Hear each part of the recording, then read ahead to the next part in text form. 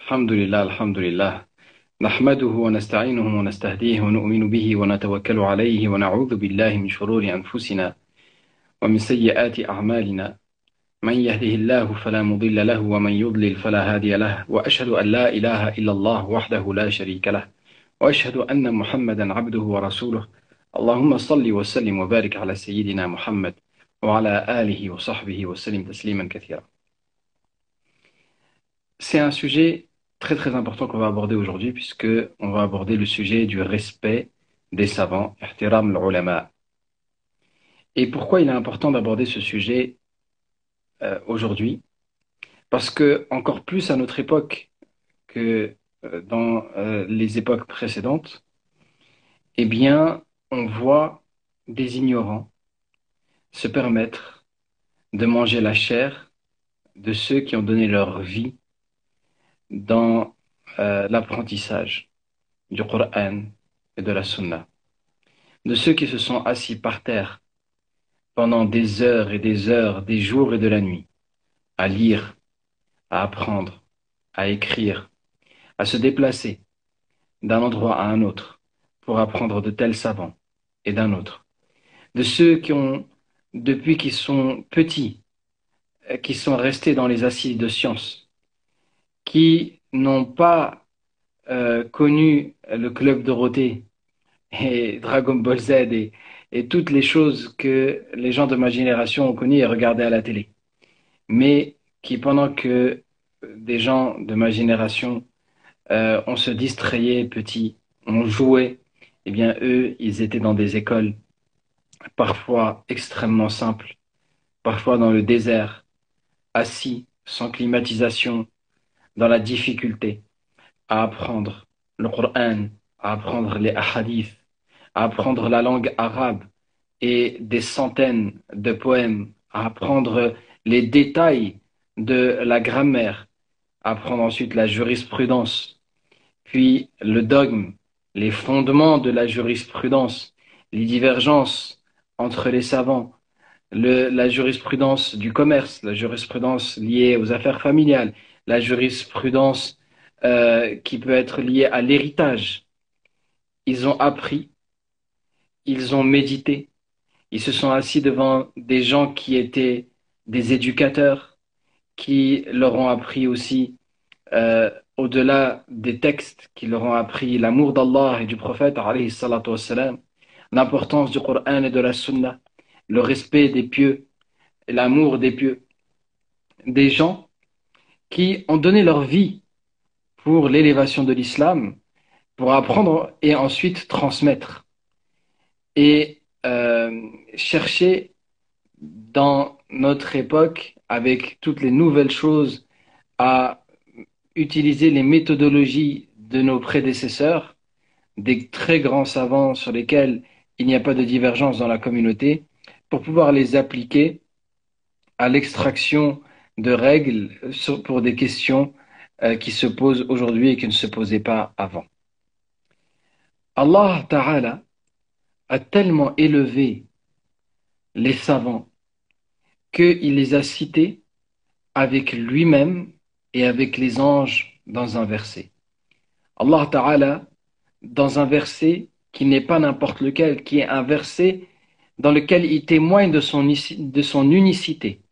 Il dit, A'udhu billahi minash shaitanir rajim, شهد الله أنه لا إله إلا هو والملائكة وأولو العلم قائما بالقسط لا إله إلا هو العزيز الحكيم.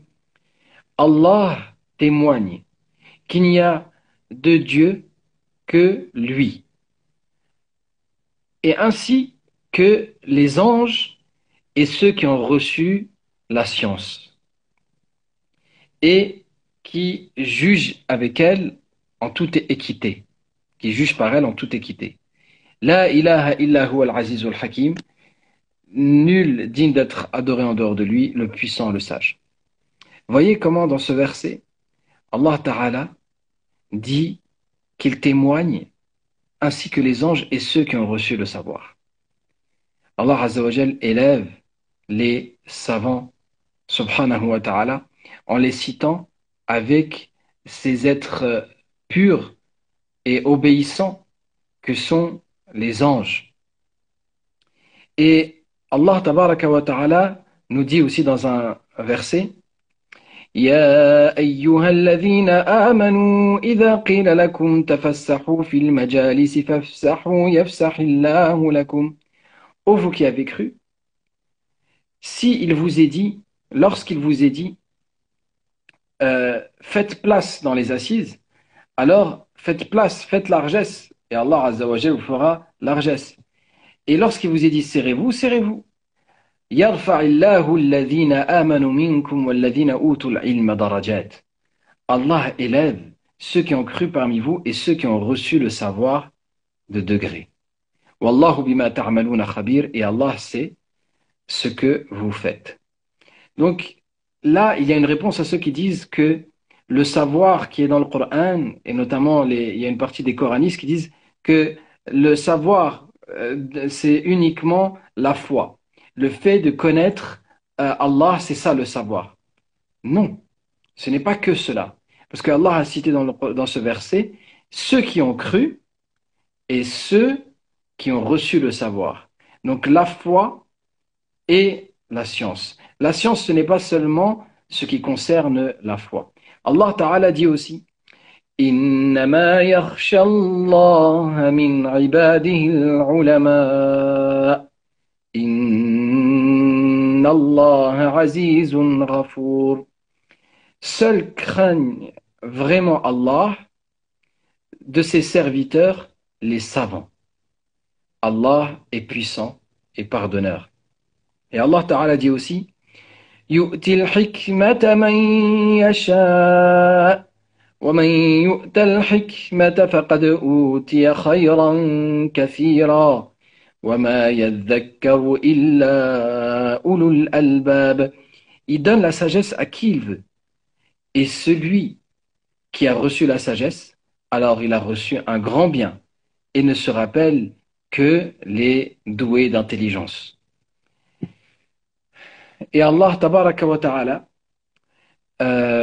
lorsque il parle des communautés précédentes pour faire les éloges des gens du livre, il dit وَجَعَلْنَا مِنْهُمْ أَئِمَّةً يَهْدُونَ بِأَمْرِنَا لَمَّا صَبَرُوا وَكَانُوا بِآيَاتِنَا يُوقِنُونَ. Et nous avons fait parmi eux des imams qui, guidés par notre ordre, lorsqu'ils ont patienté et qu'ils étaient certains de nos signes ou de nos versets. Et Allah Ta'ala dit que les croyants qui adorent Allah avec humilité disent وَجَعَلْنَا لِلْمُتَّقِينَ إِمَامًا, et fait de nous des imams, des guides pour les pieux. Or, qui sont les guides des pieux? Les guides des pieux, ce sont les savants, ce sont les ulama, ceux qui voient le Coran et la Sunna et qui savent en extraire les textes, les règles, pardon. Car en effet, Allah tabaraka wa ta'ala, certes, il nous a donné une révélation. Mais est-ce que le Coran parle par lui-même? Est-ce que les hadiths parlent par eux-mêmes? Non.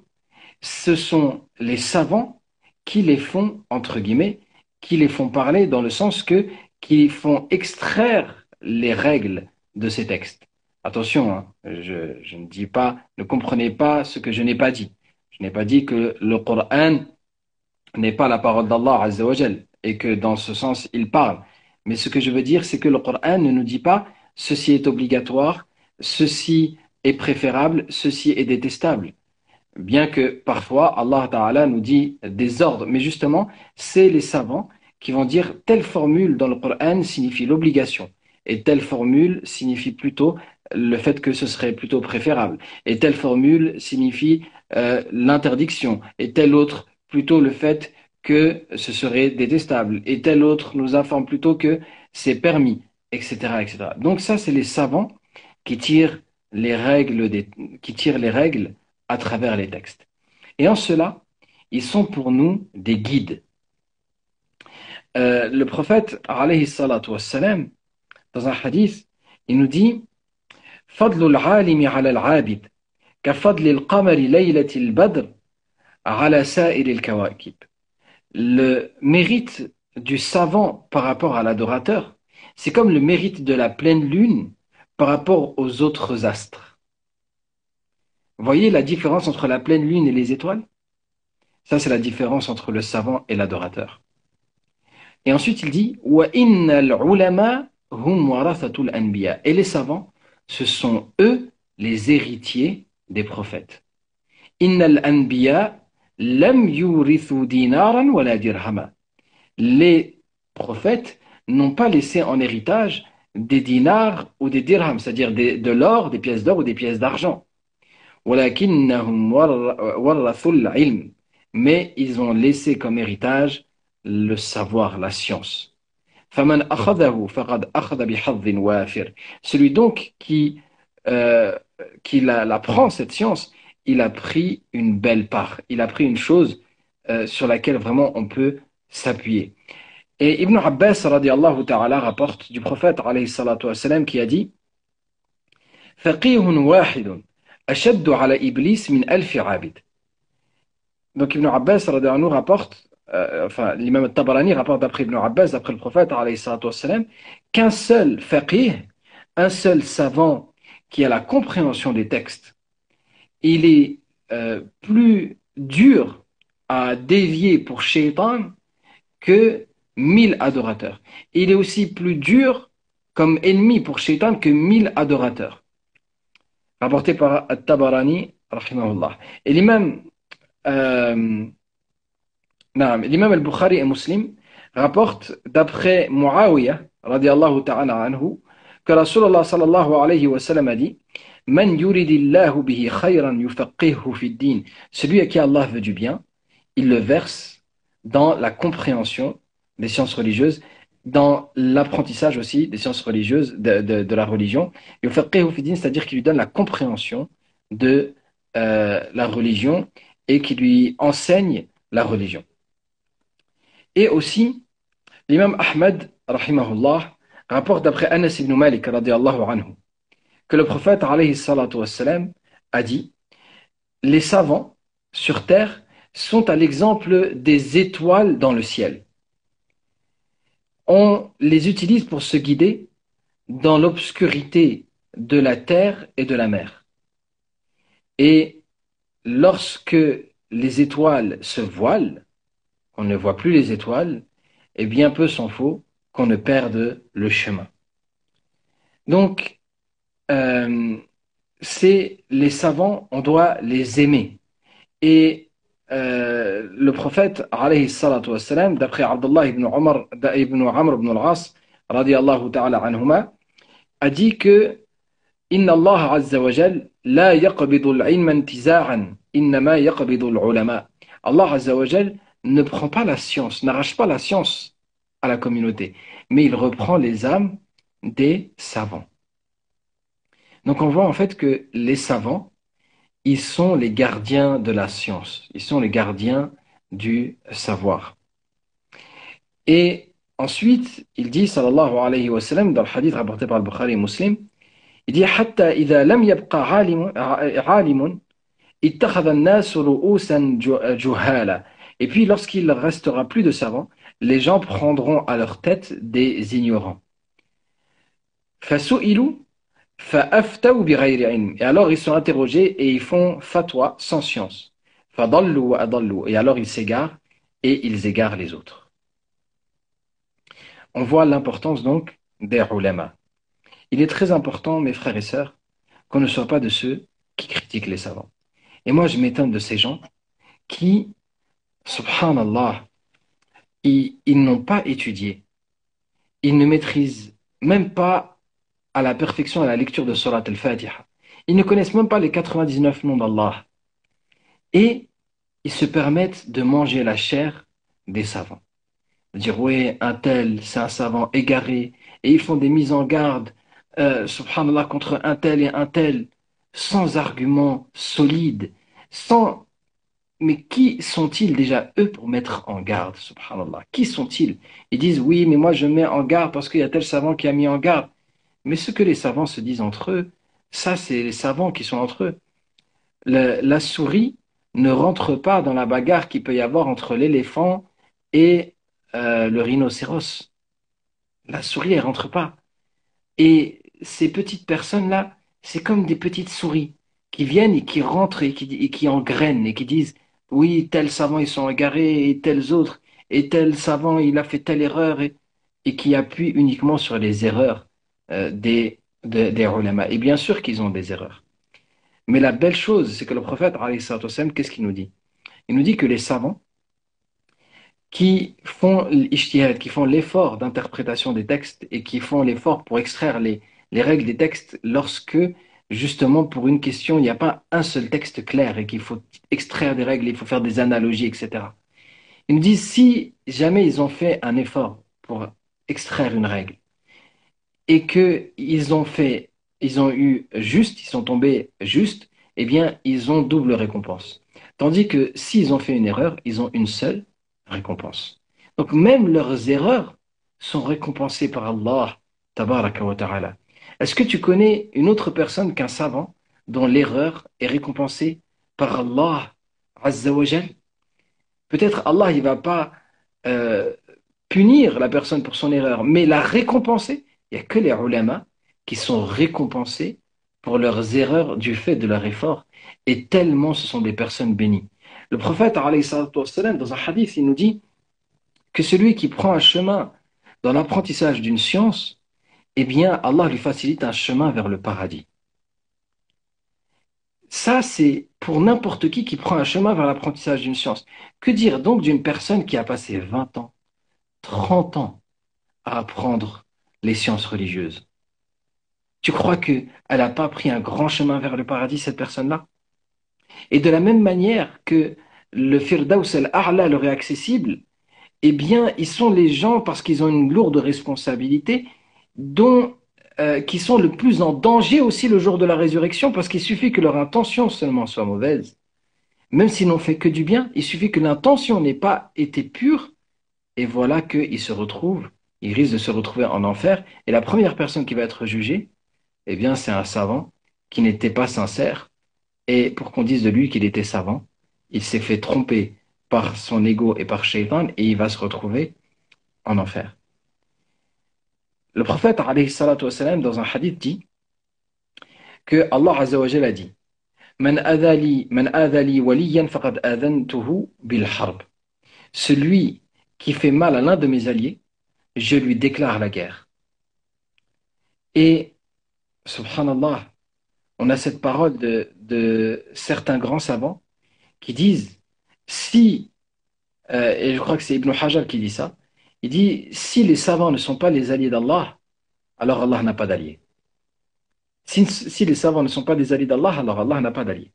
Tellement ils sont les gens de la piété, les gens du Coran, les gens de la Sunna, les gens de l'adoration par le savoir. Là où un adorateur il va profiter de sa prière, un savant peut-être il va passer la nuit soucieux de régler tel et tel problème pour la communauté et de chercher une issue dans le Coran et la Sunna, une solution pour la communauté et pour essayer d'être une cause de guider pour les gens. Il va passer sa vie dans l'enseignement, alors que, subhanallah, il pourrait peut-être gagner beaucoup plus d'argent en faisant autre chose. Et tu vois des gens simples, subhanallah, des gens simples que Allah Azza wa Jal élève par le savoir, et des gens étonnants qui sortent des caves, qui sortent des cités, qui sortent des boîtes de nuit, qui font tauba ou qui viennent de se repentir et qui ensuite ils se permettent de parler mal de ces gens-là.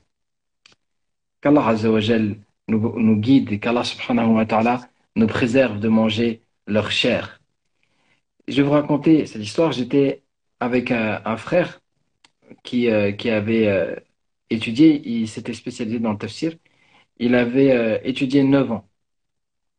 Il avait fini son cursus au Pakistan. Et il m'a raconté que dans sa classe, il y avait un frère qui un jour a dit une phrase. Et je vais vous raconter le contexte. Donc ils étaient dans un cours de fiqh et le professeur, qui était un des plus grands savants du Pakistan, et qui est décédé, rahimahullah, a parlé de l'imam Abu Hanifa et il a cité les arguments des Hanafites en réponse aux arguments des Shafi'ites sur une question de jurisprudence. Et au Pakistan, ils sont Hanafites. Ils suivent l'imam Abu Hanifa dans le madhab, dans l'école de jurisprudence.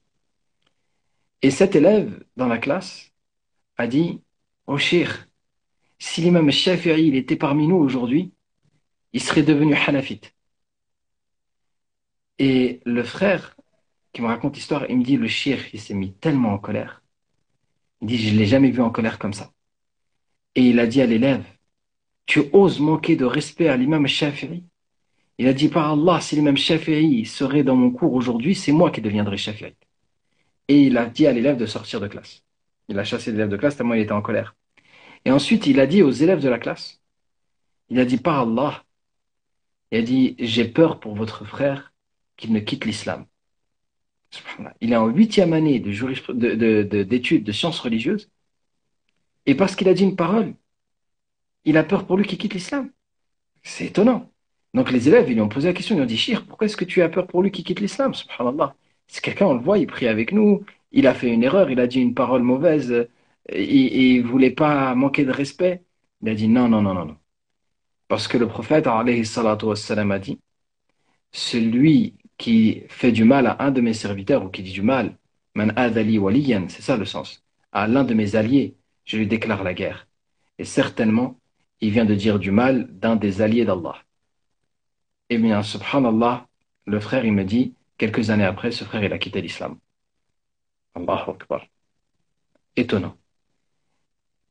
L'importance du respect des ulama. Et on voit que ce respect, il disparaît quand il y a des gens qui pensent, en fait, par ignorance, qu'ils pensent qu'ils ont accès aux règles par eux-mêmes, en fait. Qu'ils n'ont pas étudié, mais il te dit, vas-y, donne-moi la preuve, donne-moi l'argument de telle règle. Comment ça, donne-moi l'argument, donne-moi la preuve? Mais si je te la donne, est-ce que tu pourras la comprendre? Il dit, oui, donne-moi un hadith, donne-moi un verset.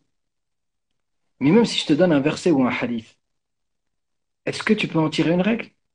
Et pour une même chose, je peux te donner deux hadiths qui, pour toi, ils sont contradictoires, et pour la personne qui a étudié, ils ne sont pas contradictoires. Et un hadith, et ça, gardez-le, rappelez-vous, Inch'Allah ta'ala, un texte, pour qu'il soit un argument, il y a quatre conditions.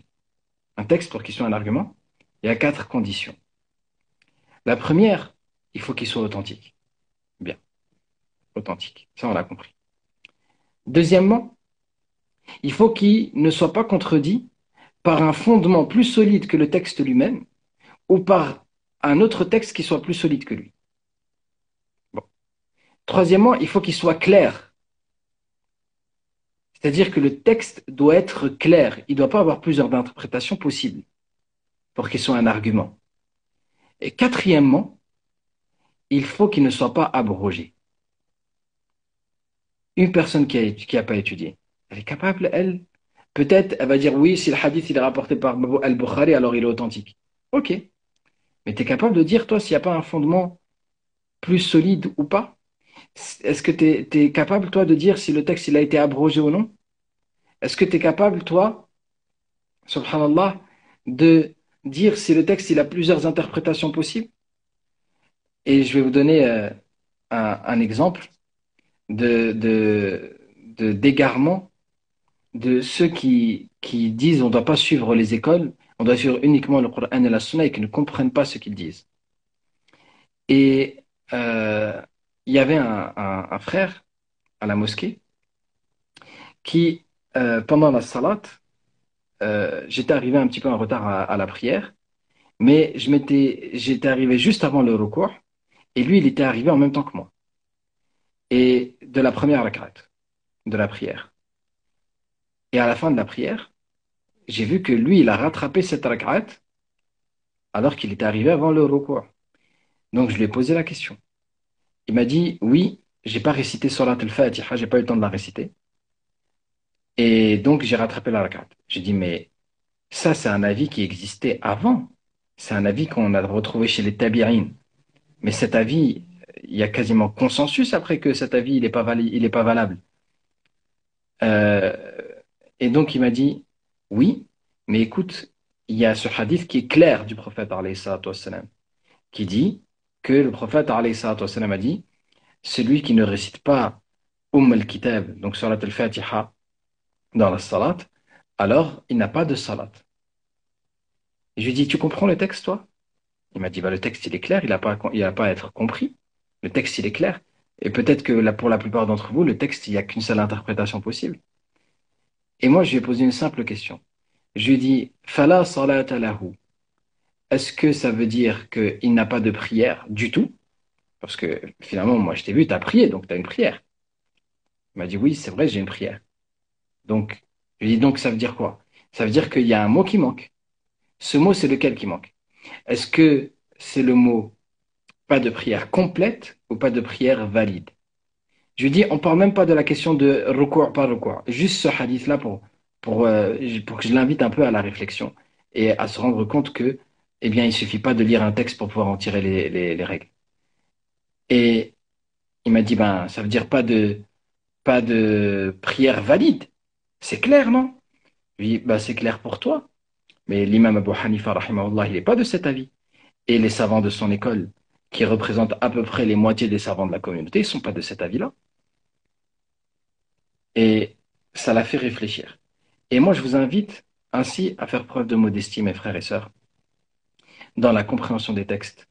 Je vais vous donner un autre exemple de choses comme ça, où les gens ils lisent un petit peu Riyad al-Salihin et ils tombent sur ce hadith que le prophète alayhi salatu wassalam, a maudit les femmes qui s'épilent et qui épilent les sourcils.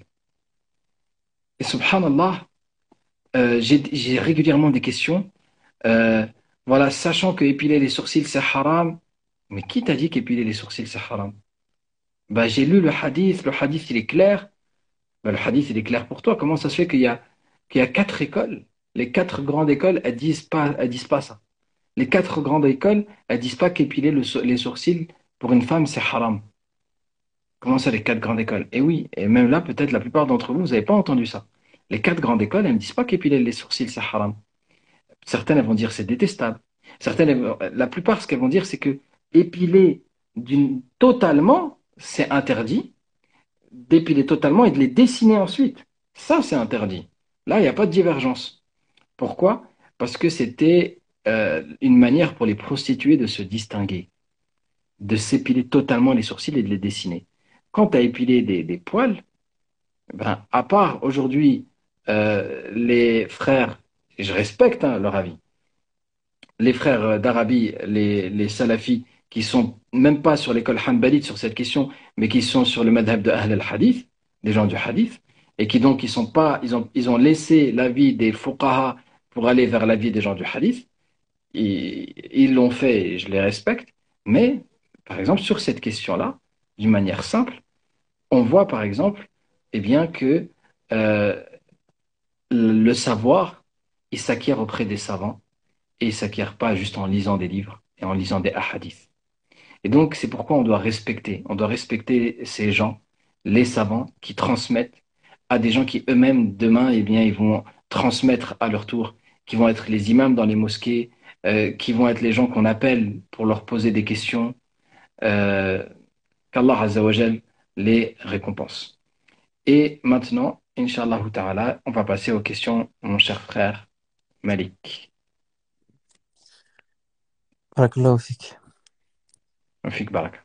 Alors, on a quelques questions à l'écrit. S'il y a une personne qui souhaite monter, on peut la faire monter rapidement. Alors, il y a une sœur, je crois. Comment dire à nos parents qu'on veut se reconvertir? C'est des parents chrétiens. Ben, en fait, j'ai peur de te répondre comme ça, ma sœur, parce que je connais pas ta situation dans ton rapport avec tes parents. C'est vraiment du cas par cas. Est-ce que tes parents, c'est des gens très très ouverts? Est-ce que c'est des gens plutôt fermés?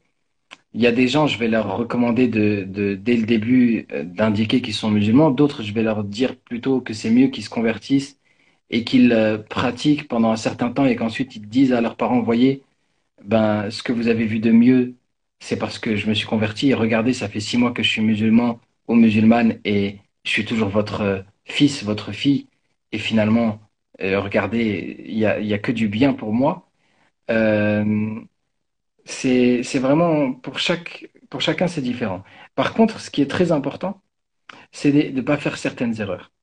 Et parmi les erreurs qui peuvent être faites, ben, il y en a une pas plus tard qu'aujourd'hui, j'ai entendu en fait, j'ai rendu visite à une famille, qu'Allah Azza wa Jalla les préserve. Et le frère, il était très bien intentionné, il s'est converti à l'islam, il était très bien intentionné, mais c'est une erreur. Il a présenté la chose en disant à ses parents, j'ai peur que vous alliez en enfer, vous devez vous convertir à l'islam. C'est pas de cette manière-là, quoi, qu'on aborde cette question-là. Mais plutôt, comme le Coran nous l'enseigne, c'est ta'alaw ila kalimatin sawa'in baynana wa baynakum. Venez à une parole semblable entre nous et vous. Il faut attirer vers les points semblables. Par exemple, le fait que l'amour euh, en islam est inséparable de la foi, comme le fait que Jésus est une personne extraordinaire. En effet, tous les prophètes avaient des miracles, mais Jésus, c'est lui-même le miracle. Alayhi salatu wassalam. Euh, voilà, vers les points communs, plutôt que vers les points de dissension. Et, euh, et ensuite, faire preuve de courage, mais ça dépend. Chaque cas est unique et j'ai pas envie de donner une réponse type pour la sœur. Allah dit, ils sont fermés à l'islam. Bah, s'ils sont fermés à l'islam, moi je t'invite plutôt à te convertir, à garder ça pour toi, ne pas leur dire au début, à toi augmenter ta spiritualité et ton comportement et ton caractère, qu'ils voient une évolution positive de ta personne. Et peut-être d'ici quelques mois, quand ils verront, ils se diront, mais vraiment, t'es beaucoup plus apaisé ces derniers temps, t'as changé. T'as changé en bien, t'es devenu beaucoup plus gentil encore qu'avant, etc. Eh bien là, tu pourras leur dire, ben en fait, c'est parce que j'ai lu les textes de la Bible et ces textes-là, eh bien, en fait, j'ai vu dedans qu'il y avait des prophéties qui annonçaient l'arrivée d'un autre prophète et en fait, je me suis intéressé à l'islam et j'ai trouvé dedans la continuité de l'enseignement que vous m'avez donné. Et ce qui est très important pour les convertis, c'est de dire à leur famille, de bien les rassurer sur le fait que la conversion à l'islam, ce n'est pas une négation de l'éducation qu'ils ont reçue, mais c'est plutôt à l'héritage de leur éducation. C'est parce que vous m'avez donné une éducation dans laquelle vous m'avez appris à ouvrir mon esprit, vous m'avez donné une éducation dans laquelle vous m'avez appris à rechercher la vérité avec humilité, et bien que j'ai pu découvrir l'islam et j'ai pu y reconnaître ce qui était en adéquation avec tout ce que vous m'avez enseigné comme amour et vouloir le bien pour les autres, etc., etc. Wallahu a'lam. Le sacrifice de l'Aïd est-il une obligation si on a les moyens ou est-ce une recommandation? Alors, il y a divergence entre les savants, entre le fait de dire que c'est une sunna mu'akkada et ceux qui disent que c'est une obligation. Et l'avis le plus solide, wallahu a'lam, c'est que c'est une sunna mu'akkada. C'est une sunna très très fortement recommandée. Voilà. Barakallahu fik. Salam alaikum. Est-il autorisé pour les musulmans de consulter un psychologue? Bien sûr, Inch'Allah, il y a pas de mal à consulter un psychologue. Euh, Après, voilà, il faut regarder quel type de psychologue. C'est bien d'avoir un minimum de connaissances en islam, sinon, allez voir plutôt un psychologue musulman dans ce cas. Mais si vous avez un bagage solide dans la croyance, etc., il n'y a pas de problème à ce que vous voyez un psychologue qui soit musulman ou non. Inch'Allah ta'ala. Il demande aussi, qu'en est-il des séances d'hypnose? Pareil, il y a des savants qui interdisent l'hypnose aujourd'hui, et je les respecte, mais en fait, leur avis est faible. Et l'avis le plus solide, c'est celui de ceux qui l'autorisent, parce que c'est un moyen de soigner. Ceux qui disent que c'est interdit l'hypnose, ils disent que c'est parce que les gens qui font l'hypnose, en fait, ils travaillent avec les djinns et que ça ressemble à la sorcellerie, etc. Mais c'est complètement farfelu comme argument en réalité lorsqu'on va sur le terrain. C'est pas ça qui se passe. En fait, c'est tout simplement parler à l'inconscient. Donc, on a développé des méthodes pour accéder à l'inconscient de la personne. Par contre, l'hypnose, faut faire attention, c'est mieux d'y aller accompagné que d'y aller seul. Surtout si vous vous laissez aller dans une hypnose profonde. C'est mieux de faire ça avec une personne que vraiment vous lui faites confiance, qu'une personne, surtout si vous vous retrouvez seul avec la personne, que ce soit pas une personne à qui vous faites pas confiance. Parce que, comme je dis, vous ouvrez les clés de votre esprit à une personne pour soigner des choses qui sont en vous, en fait. Donc voilà. Pour moi, il n'y a aucun mal dans l'hypnose. Wallahu a'lam. Barakallahu. Alors, il y a une sœur qui pose une question assez complexe. Je pense que ma sœur Nabilou, tu devrais aller la poser directement au shirk en privé, parce qu'elle est un peu compliquée et là, on n'a pas beaucoup de temps. Une personne elle dit pourquoi faut-il fermer les fenêtres au moment du Maghreb? Alors, on n'a pas de hadith sur les fenêtres. À ma connaissance, on a un hadith sur les portes. On ferme les portes au moment du Maghreb. En fait, c'est le moment où Shaitan,